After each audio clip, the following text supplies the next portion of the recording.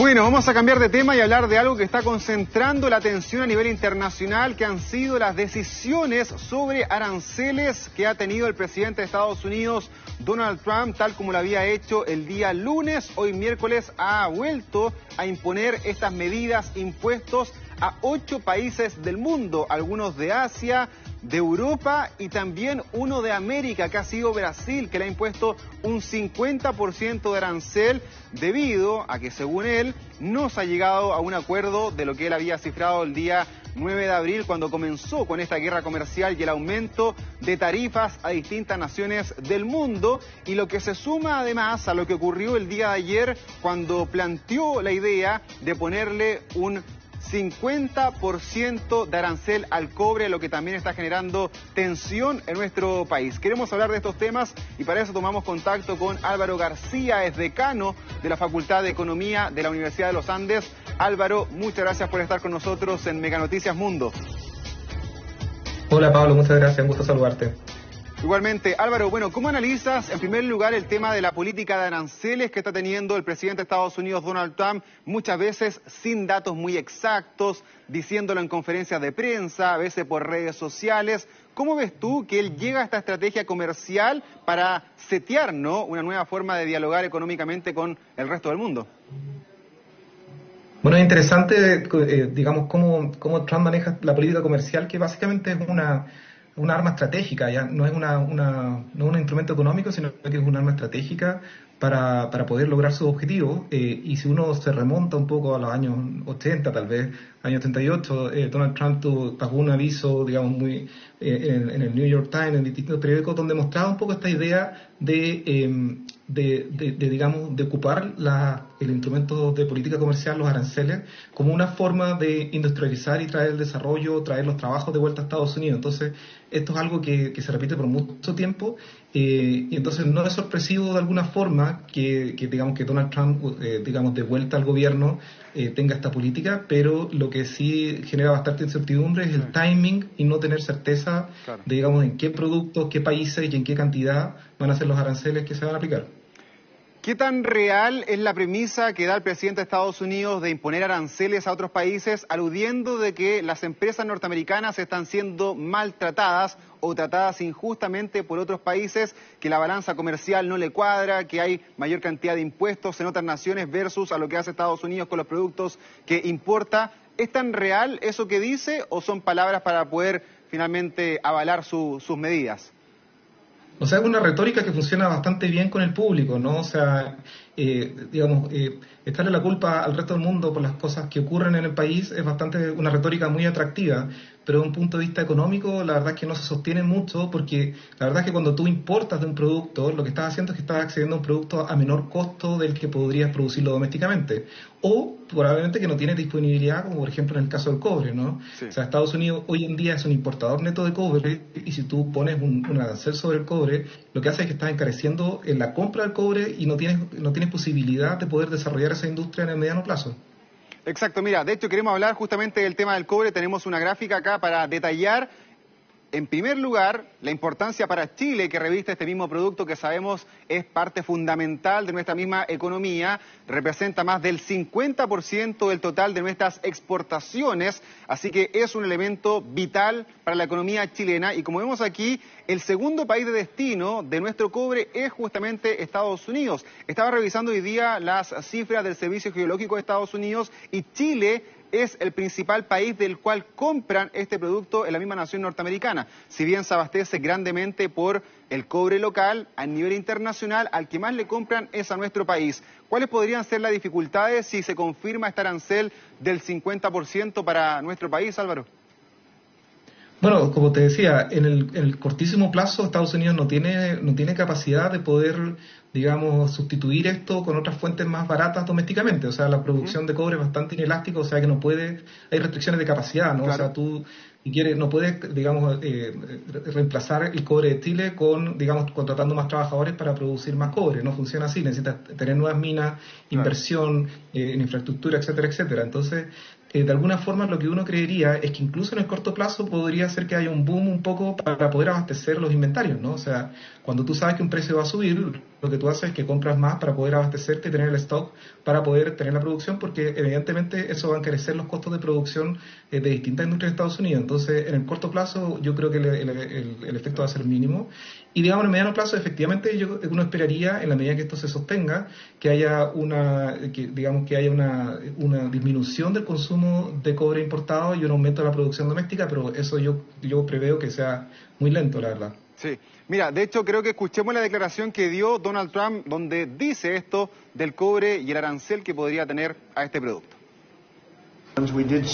Lo hicimos con el acero con un 50%, con el aluminio con 50%, la madera acaba de salir, también con automóviles y ahora estamos haciéndolo con el cobre. ¿Cuál sería ese arancel? Creo que vamos a aumentar el arancel del cobre al 50%. Bueno, como tú decías, Estados Unidos va a necesitar más fuentes de cobre porque no le alcanza con lo que tiene la industria local. Por eso parece raro, ¿no?, que el presidente de Estados Unidos quiera imponer este arancel a ese mismo producto. Quizás es diferente con el caso del aluminio y el acero, donde hay mayor cantidad de desarrollo en las empresas estadounidenses. ¿Por qué crees que se fija finalmente en este mismo producto? ¿Tendrá alguna decisión también que ver con la política, más allá que con el plano económico?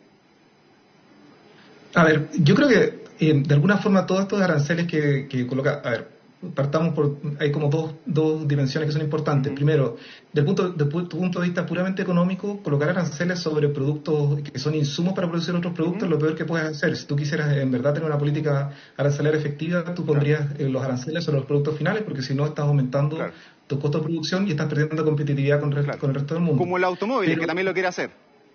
Exacto, y ahí, por ejemplo, los farmacéuticos, uno dice, bueno, okay, lo que está haciendo es que está diciendo, traigan los insumos y preparen y, digamos, produzcan en Estados Unidos, y eso sería más efectivo.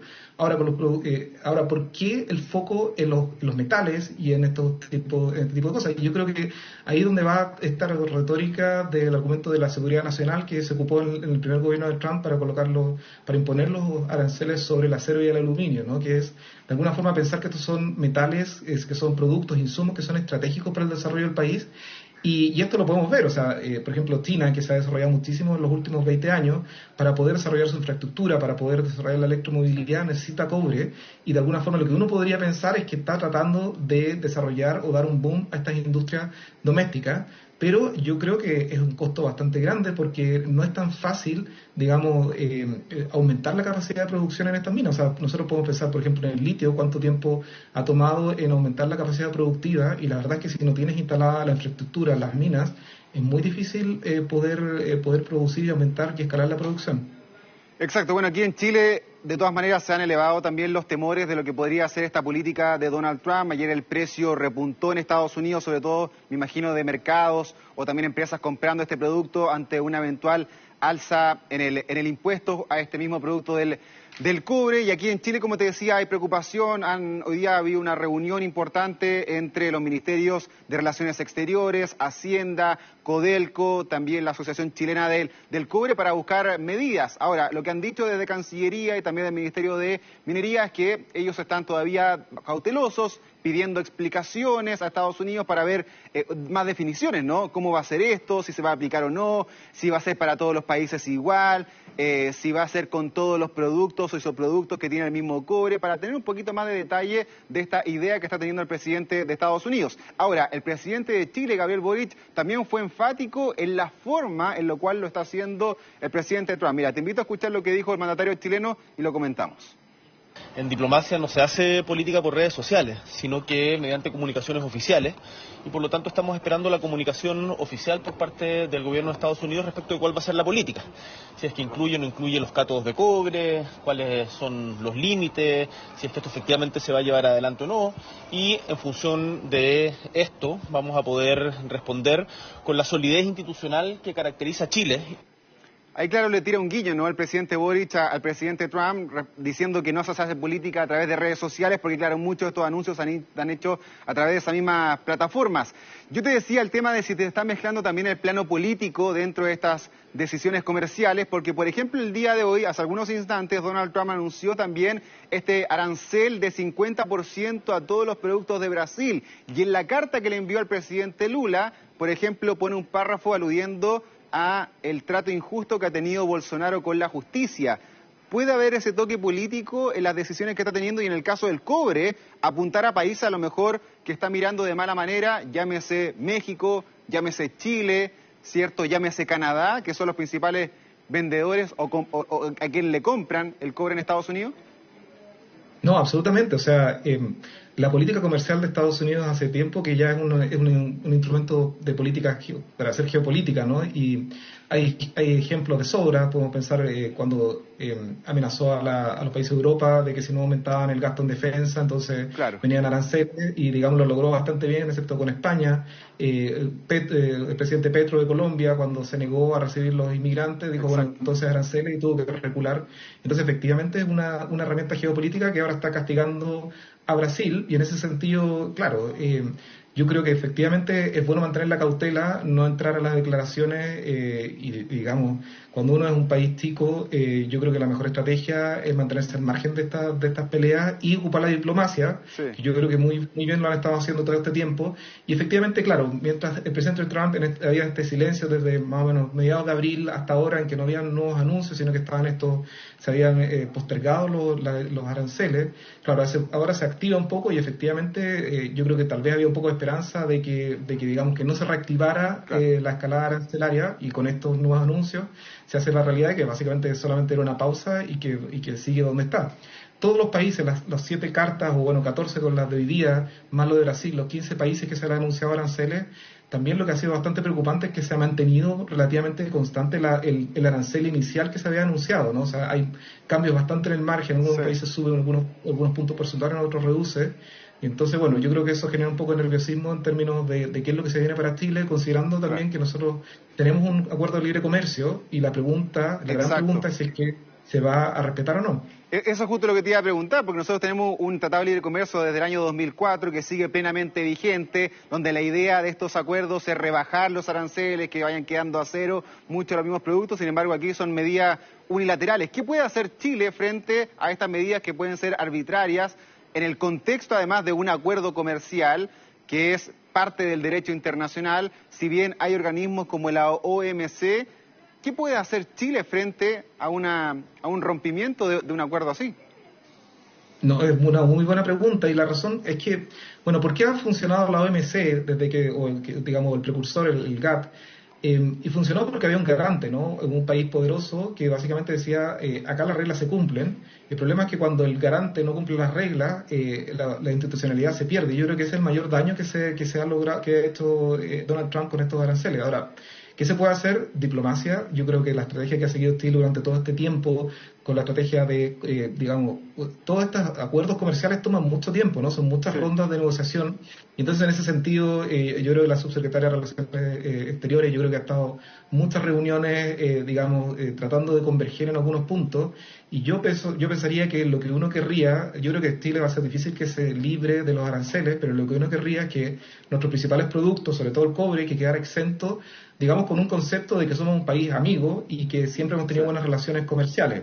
Y por eso que yo creo que a eso voy, que es bueno mantener, digamos, la calma y, digamos, dejar que la diplomacia actúe, y, digamos, no referirse, yo creo, a estas cosas, sobre todo cuando no hay aún una oficialización de cuánto va a ser el arancel, sobre qué producto y si Chile está incluido o no. Entonces yo creo que mantener un poco la calma, esperando más noticias, yo creo que es una buena estrategia.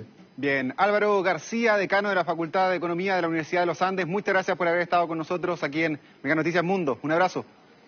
Gracias, Pablo. Chao, chao. Buen día.